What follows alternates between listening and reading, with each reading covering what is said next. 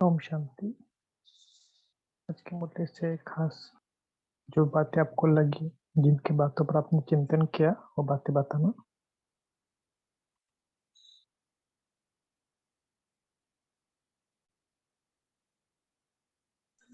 ओम शांति भाई जी, आवाज आ रही है मेरी?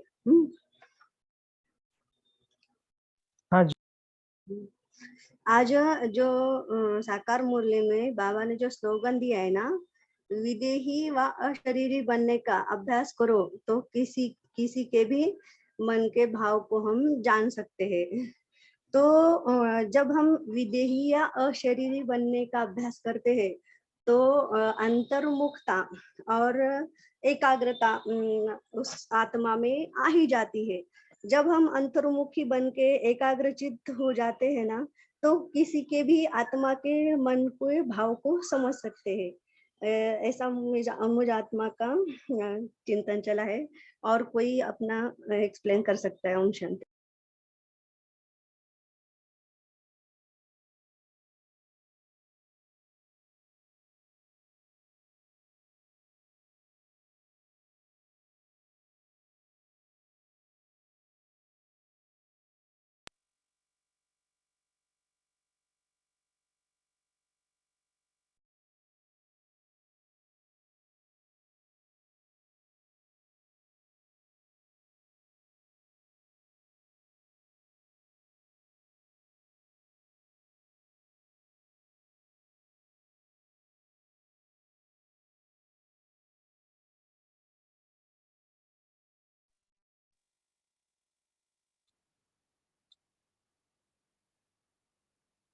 और क्या बातें बताएं?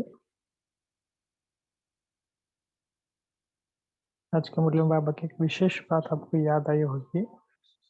बाबा ने कभी ऐसा नहीं कहा कि लक्ष्मी नारायण का राज्य से ही संवत शुरू होता है।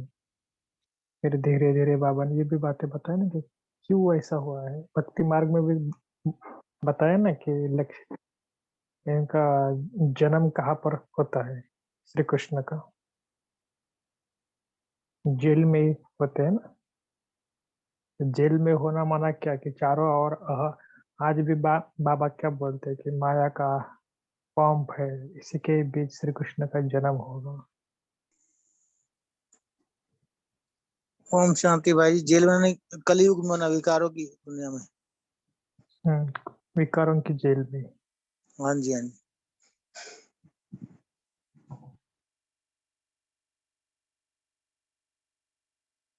इसके बारे में किसी को चिंतन बताना है?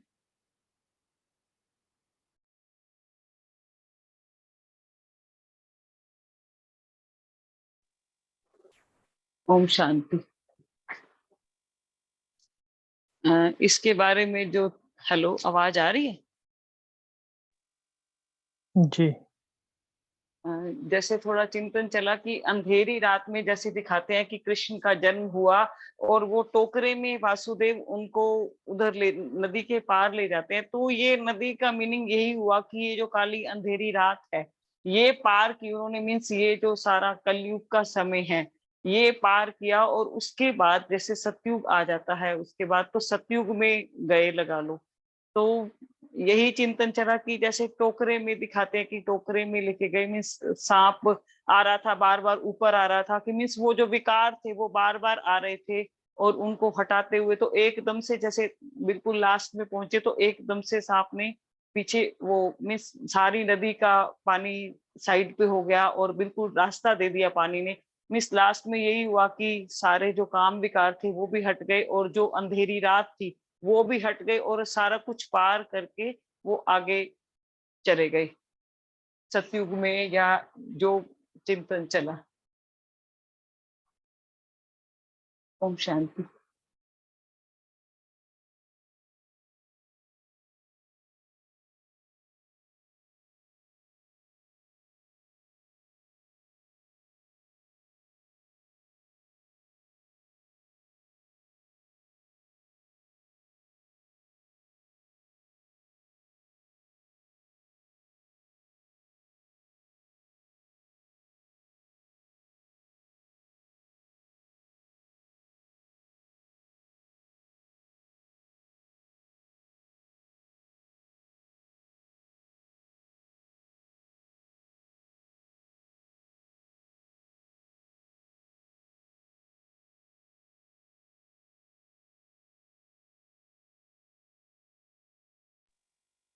और क्या क्या प्यारे बाबा ने कोई बताना चाहेगा? जो भी पॉइंट आपको अच्छा लगा वो भी सुना सकते हो आप।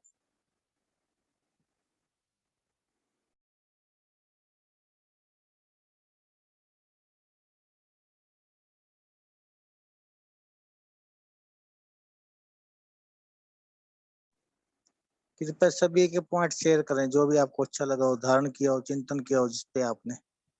ओम शांति भाई। हाँ जी दीदी बोलिए। बाबा बोला स्लोगाने विदेही व अशरीरी बनने का अभ्यास करो तो किसी को भी मन के भाव को जान लेंगे। ओम शांति। जी दीदी बहुत अच्छा।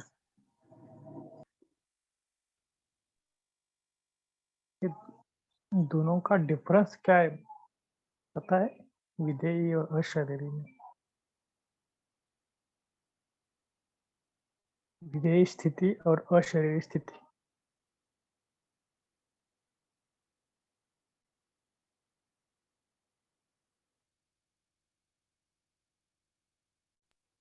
ओम शांति। मुझे आत्मा का समझ है इसका इतना है कि मुझे लगता है अशरीरी मतलब अ प्लस शरीरी, शरीरी का शरीर से बाहर वो अशरीरी, और विदेही मतलब शरीर के अंदर होते हुए भी शरीर का भान न रहना। Am I right? जी थोड़ा सा मैं इसमें चेंज करता हूँ। विदेही माना देह में रहते देह के भाव से व्यक्त परे रहना, है ना? जो आपने बताया वही है, लेकिन देह के भान जो होता है ना, उसका भान न आना। और अशरीरी माना पूरा शरीर होते है ना, कभी कभी बाबा बोलते हैं ना कि पूरा अशरीरी बन जाओ, पूरा डिटैच बन जाओ।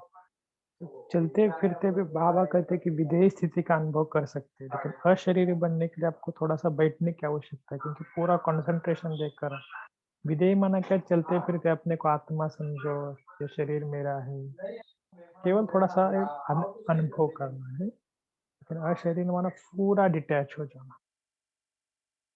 तो वैसे तो देखो कि ज्ञान मार्ग में जब आगे बढ़ते हैं ना, तब थोड़ा थोड़ा पहले तो सभी बातें बाबा तो सेम बताते हैं, लेकिन बाद में हमें जब मुरलियों का स्टडी करते हैं ना, तब उसका डिफरेंस भी समझना चाहिए, और इसके लिए थोड़ा गहनता में जाने की भी आवश्यकता है।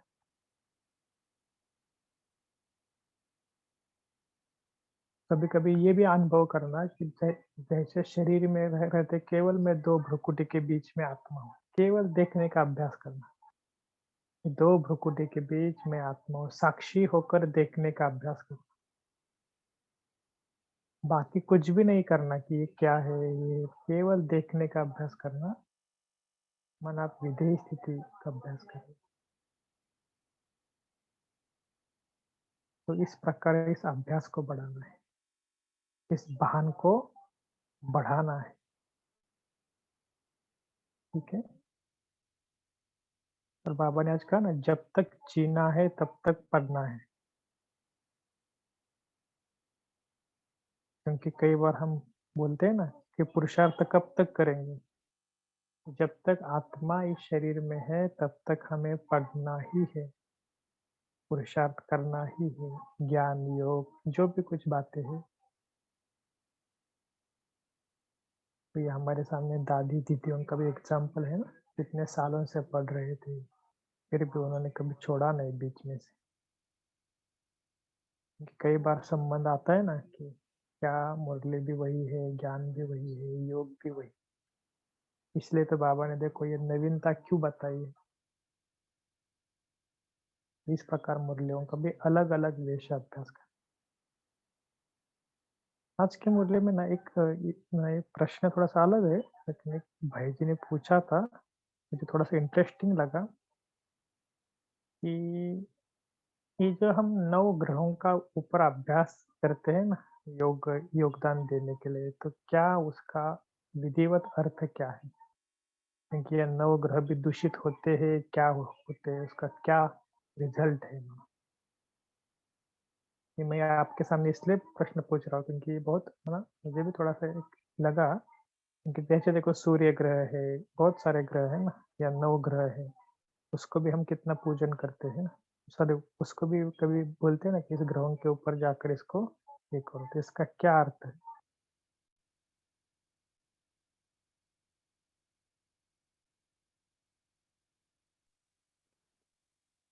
ओम शांति।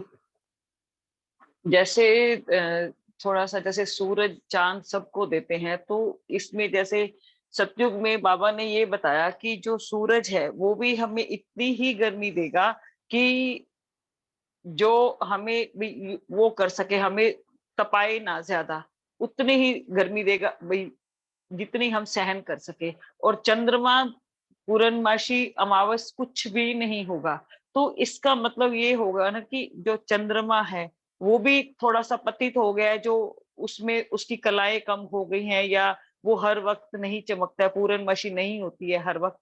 तो उसको वो, उनको वाइब्रेशन, उनको, इसका मतलब सब ये पतित हो गए हैं, तो उनको पावन बनाने के लिए और पवित्र बनाने के लिए हम उनको वाइब्रेशंस देते हैं। और जहां तक चिंतन चला, ओम शांति।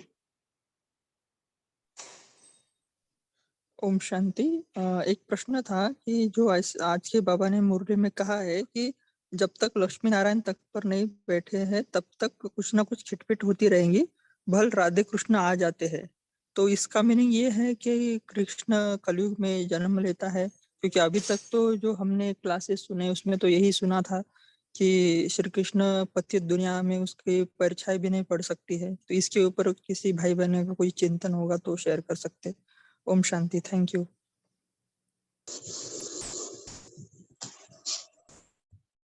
ओम शांति भाई जी। हाँ, ओम शांति भाई जी, आवाज आ रही है? ठीक। दीदी आ हाँ रही है। जी, हाँ जी। अभी जैसे पुरुषोत्तम भाई जी का क्वेश्चन था ना कि कृष्ण का जन्म तो कलयुग में ही, मतलब ये पतित दुनिया में ही होगा, क्योंकि शास्त्रों में भी तो दिखाते हैं ना कि कैसे जेल, वो गर्भ जेल दिखाते। गर्भ जेल कहाँ पर होगी? वो वहां पर दिखाते कैसे जेल में उनका कृष्ण का जन्म हुआ, सारे सैनिक जो बाहर थे वो सब सो गए। तो उसका मतलब ये है कि मतलब पतित दुनिया में उनका जन्म होता है। तो फिर धीरे धीरे जो है समय जैसे आगे आगे बढ़ता है, तो जब वो सतयुग तब से शुरू, बाबा ने भी आज मुरली में यही बताया ना कि सतयुग कब से शुरू होता है, जब ये जो कोई भी भिखारी, मतलब जब राधे कृष्ण लक्ष्मी नारायण बनकर राजगद्दी पर बैठते, उनका स्वयंवर होता है, तो फिर नई राजधानी, नया संवत तब शुरू होगा। तो उस समय कोई भी पतित नहीं रहेगा, क्योंकि उस समय तक मार्जिन मिल जाता है कि धीरे धीरे जो भी जन्म देने वाली आत्माएं होंगी ना, उनको, देवी देवताओं को भी उनका जन्म भी तो पतित, शरीर तो उनका पतित ही होगा, आत्मा प्योर होती जाएगी, लेकिन जन्म उनका पतित शरीर से ही होगा। अब इनका भी तो जन्म पतित शरीर से ही होगा, योग बल से बेशक उनका जन्म होगा, श्री कृष्ण का भी। तो जैसे जैसे आगे फिर उनकी जो पालना, कहने में एक मैंने मुरली में भी सुना था कि पालना के लिए पावन आत्माएं उनकी पालना करेंगे। जैसे कि देवकी का शास्त्रों में भी दिखाते हैं, जन्म उनका देवकी के माध्यम से हुआ और पालना उनकी यशोदा ने की। तो ये शास्त्रों को अगर रिलेट करते हैं तो हमें उससे उनका मीनिंग जो है एग्जैक्ट समझ आ जाता है। ओम शांति। भाई जी समझ आया आपको, पुरुषोत्तम भाई जी? हाँ जी, हाँ जी, थैंक यू सो मच। नहीं, फिर हाँ। भी जो आपने जो बताया ना वो शास्त्रों के हिसाब से बताया है, तो नहीं उसके लिए नहीं, भी आपका बहुत बहुत थैंक्स। लेकिन हाँ जी, रियलिटी में भी यहाँ पर भी आज बाबा ने यही तो लिखा है ना। बाबा ने बोला है कि राधे कृष्ण का जन्म हो जाएगा, लेकिन उस समय को सतयुग नहीं कहेंगे, क्योंकि अभी उसमें पूरी सतयुग तो तभी होगा ना जब एक भी पतित आत्मा जो है सृष्टि पर नहीं होगी, तब से वो सतयुग बनेगा। अभी वो पतित दुनिया में ही वो चलेगा, पतित दुनिया में उनका जन्म होगा। फिर धीरे धीरे जब वो बड़े होते जाएंगे तो फिर जो है वो राजगद्दी पर बैठेंगे, फिर नया संवत शुरू हो जाए। आज बाबा ने इसमें सारा वही तो हमारी कंफ्यूजन को क्लियर किया है। हाँ जी, थैंक यू सो मच। हाँ जी। ओम शांति। कृष्ण का जन्म जेल में दिखाया ना, विकारों की जेल में, यानी अभी हाँ हो जी। कलयुग दुनिया में, कलयुग दुनिया में होगा। और ओम लास्ट में भी बाबा ने इसी पैराग्राफ के लास्ट में ये भी बोला ना बाबा ने कि ये सब विचार सागर मंथन करने की बातें हैं। जितना हम इसके ऊपर विचार सागर मंथन करेंगे, ऑटोमेटिकली हमें जो है सारी उसकी रियलिटी भी समझ आनी शुरू हो जाएगी। ओम शांति।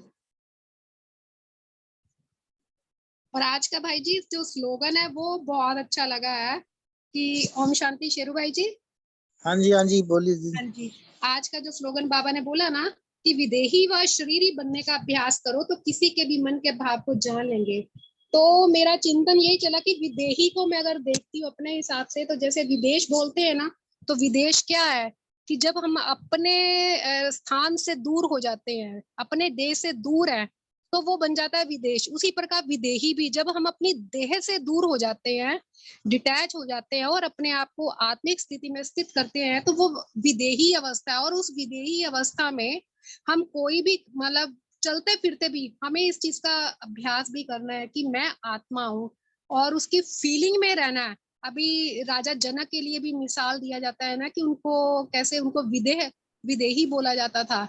तो इसी प्रकार कर कार्य करते हुए अपने आप को कार्य के भान से दूर, अपनी आत्मिक स्थिति में जब हम कार्य करते हैं और आत्मा का अभ्यास करते हैं, तो क्या होता है कि हमारे अंदर के जो भी नेगेटिव वाइब्रेशंस होते हैं, क्योंकि जितना हम आत्मिक स्थिति में होते हैं तो हमारे अंदर कोई भी नेगेटिव विचार नहीं होता है, सबके लिए शुभ भावना कामना, सबको हम आत्मा रूप से देखते हैं। तो जब अंदर ही हमारा क्लियर ट्रांसपेरेंट होगा तो ऑब्वियस है कि हम दूसरों के मन के भावों को भी जान सकते हैं, तो पता चलेगा कि कौन सी आत्मा के मन में क्या विचार चल रहे हैं। तो ये सब कुछ हमारे मन और बुद्धि की प्योरिटी के ऊपर डिपेंड करता है। ओम शांति। जी बहुत अच्छा। जैसे अष्टावक्र ने उसको विदेही को ज्ञान दिया ना जनक को, तभी जनक विदेही और ट्रस्टी जी बन वाला साल राज्य ना उसने। जी हाँ जी, तो वही बिल्कुल बहुत अच्छा कहा आपने।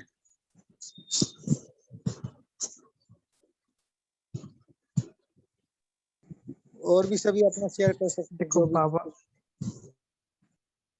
बाबा ने एक दो जो बातें बताई थी, देखो भले श्री कृष्ण का जन्म होगा, लेकिन उसके लिए भी बाबा ने बहुत सारी प्रोसेस भी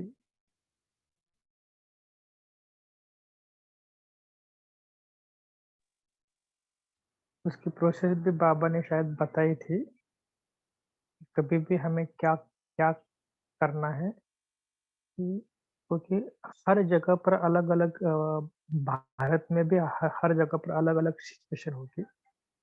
तो बाबा ने एक बार बताया था कि जहाँ पर जन्म होगा वहाँ पर तो ऐसा नहीं होगा कि बहुत कुछ ये होगा, तो वहाँ पर तो अच्छा ही होगा। और देखो कि जब तक हम सब पतित आत्माओं का भी आना-जाना चालू होता रहेगा, माना तब तक भी इतर माना और जो राज्य है और जो ये है, वहाँ पर तो चलता ही रहेगा। इसलिए बाबा ने कहा कि जन्म कैसे होगा, क्या होगा? तो एक बार बाबा ने बताया था कि जब जन्म होगा तो वैसे विकार से तो जन्म नहीं होगा ना, जन्म कैसे होगा? तो उनके जो जो हमारे पूर्वज गए, उनके वाइब्रेशन, फिर सभी जो योग्य आत्माएँ हैं, उनके वाइब्रेशन से ही उनको जन्म होगा। ऐसी कई सारे बाबा ने भी एक 1-2 मुरली में भी इसकी युक्तियाँ बताई है कि कैसा वो होगा। लेकिन जहाँ पर होगा वहाँ पर तो पूरा ऐसा लगेगा कि जहाँ पर सतयुग है। ऐसे अभी भी देखोगे कई सारे देश हैं ना कई सारी जगह जाते हैं तो वहाँ ऐसा फीलिंग आता है कि हम स्वर्ग में आए। तो ऐसी जगह पर जन्म होगा, कुछ भी दुःख नहीं होगा, अशांति नहीं होगी। लेकिन बाकी जगह पर दुःख अशांति चलती रहेगी। तो अलग-अलग वे से अलग-अलग, क्योंकि भारत में तो पूरा डिस्ट्रॉय होगा ही नहीं ना।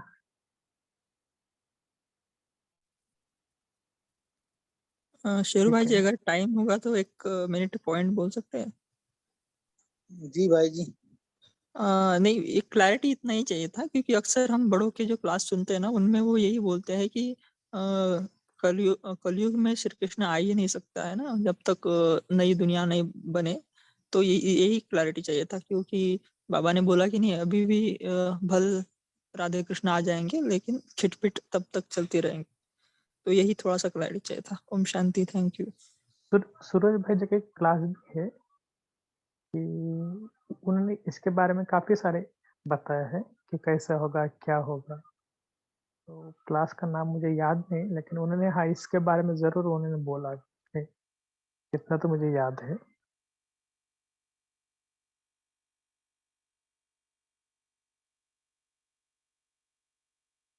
ठीक है,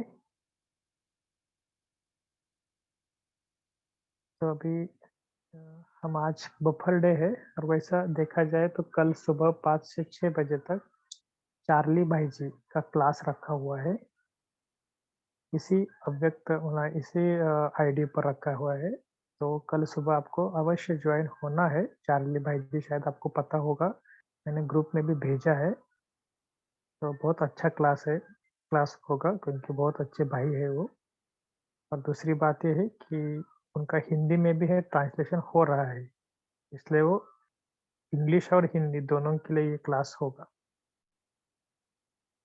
आज हम केवल 9:30 बजे तक ही हम क्या करेंगे, क्लास को समाप्त करेंगे ताकि आपको भी टाइम मिलेगा।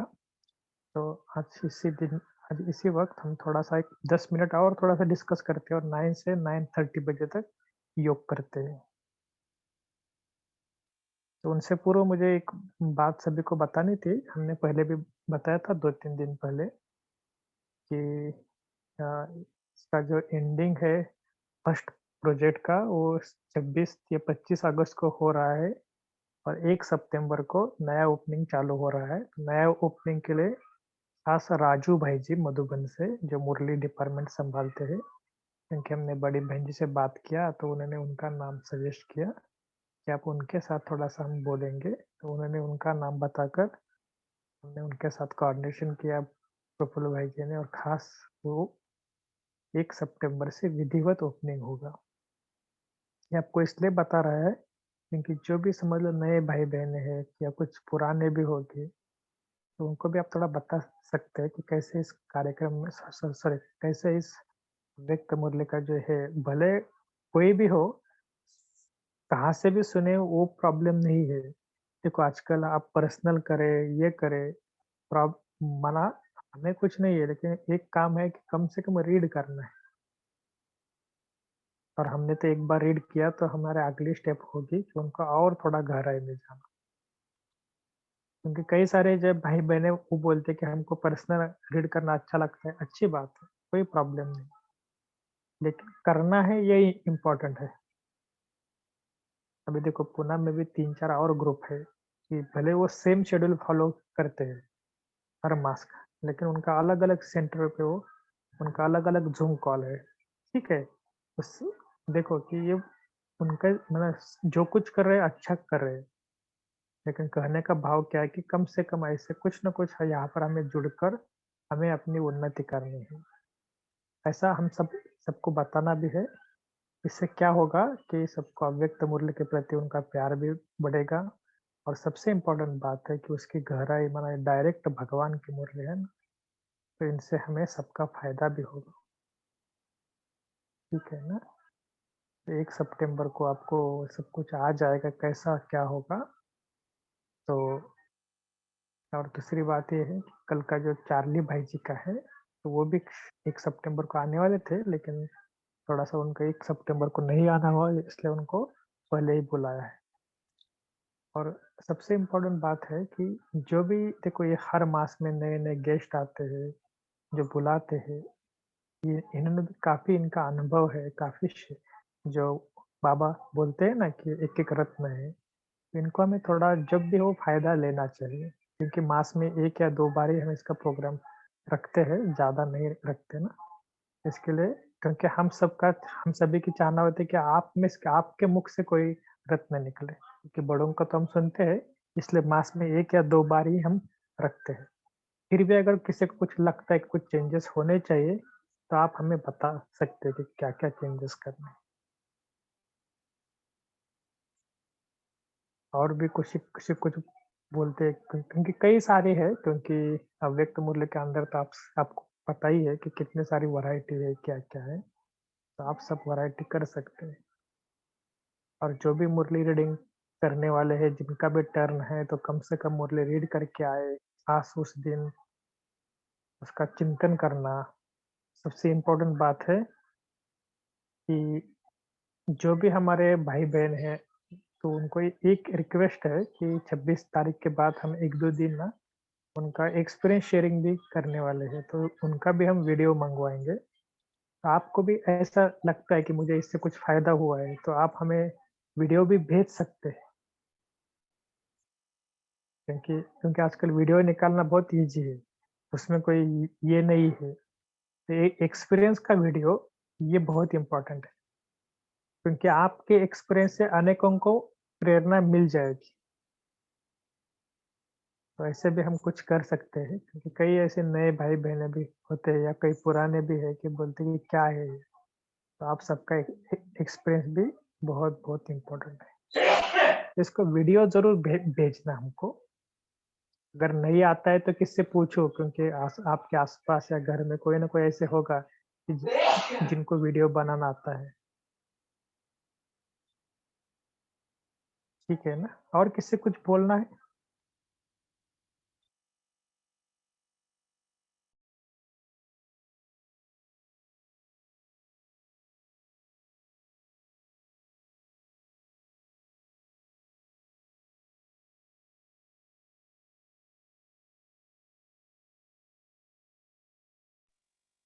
ये वीडियो भले हम 5 मिनट का रखें, 3 मिनट का रखें, जो भी आपको लगता है ना, कोई प्रॉब्लम नहीं।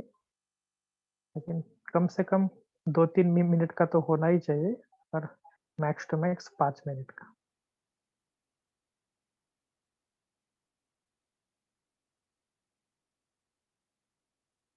तो किसी कुछ बोलना है, किसी कुछ सुझाव देना है तो दे सकते हैं।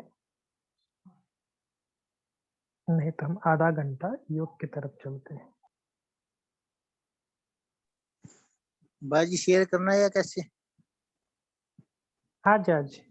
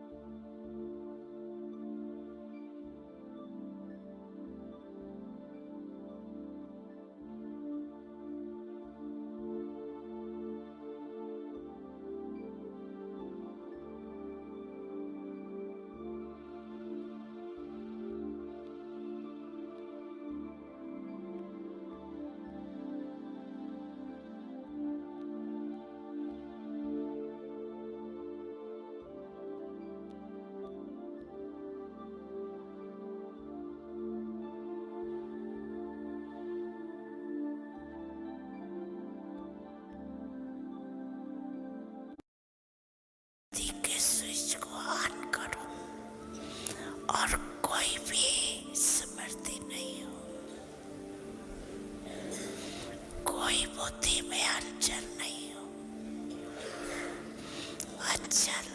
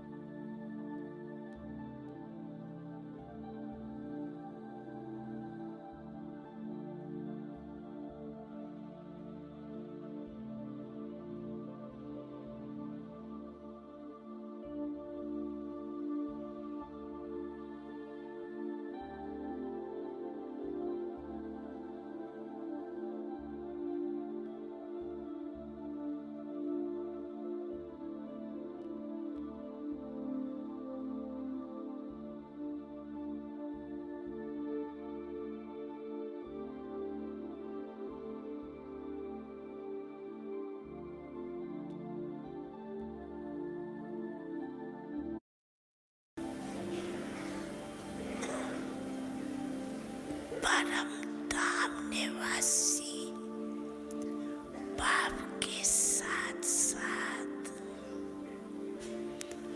लाइट हाउस पर विश्व को लाइट दे सकते हो। तो एक सेकंड में